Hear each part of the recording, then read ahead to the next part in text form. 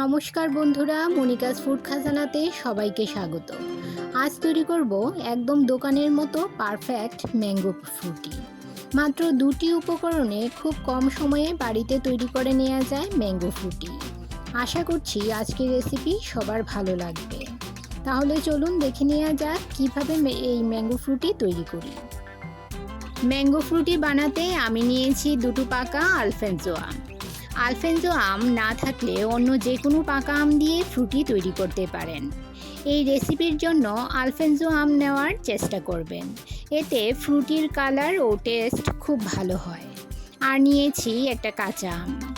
আমগুলো ধুয়ে নিয়েছি, এখন আমের পাল্প বের করে নেব।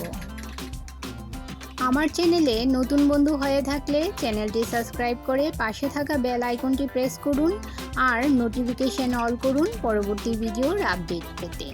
আর যারা ফেসবুক থেকে ভিডিওটি দেখছেন তারা ভিডিওটিতে একটা লাইক দিয়ে পেজটি ফলো করুন।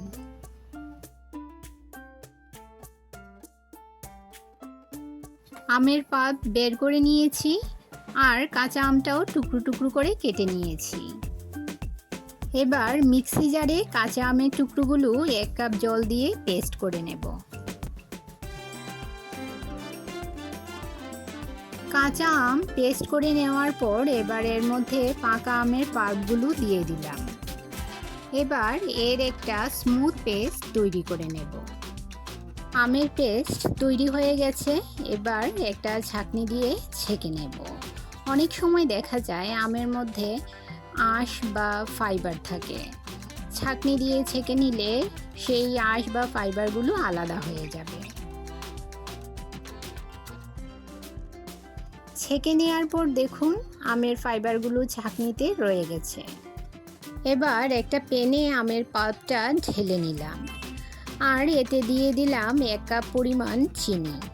আম কতটা মিষ্টি বা টক হবে সেটা বুঝে আপনারা চিনির পরিমাণ বাড়াতে বা কমাতে পারেন। আর দিয়ে দিলাম 2 টেবিল চামচ পরিমাণ লেবুর রস। লেবুর রস বা ভিনিগার দিলে 2 থেকে 3 মাস ফ্রিজে রেখে খাওয়া যাবে। আর যদি আপনারা লেবুর রস বা ভিনিগার দিতে না চান সেক্ষেত্রে 2 থেকে 3 দিন নর্মাল ফ্রিজে রেখে খেতে পারবেন। ভালো করে মিশিয়ে নিয়ে মিডিয়াম ফ্লেমে 2-3 মিনিট জাল করে নেব। এবার দিয়ে দিলাম 250 ml জল। ভালো করে মিশিয়ে নিয়ে গ্যাসের ফ্লেম বন্ধ করে দেব। তৈরি হয়ে গেল দোকানের মতো একদম পারফেক্ট ম্যাঙ্গো ফ্রুটি। এভাবে খুব সহজেই বাড়িতে তৈরি করে নিতে পারবেন ম্যাঙ্গো ফ্রুটি। ঠান্ডা হয়ে গেলে কয়েকটা আইস কিউব দিয়ে ঠান্ডা ঠান্ডা পরিবেশন করুন। রেসিপিটি যদি ভালো লাগে অবশ্যই একটা লাইক করুন। আপনার একটা লাইক পৌঁছে দিতে পারে আমার রেসিপি আরও বহু মানুষের কাছে। সবাই ভালো থাকুন, সুস্থ থাকুন।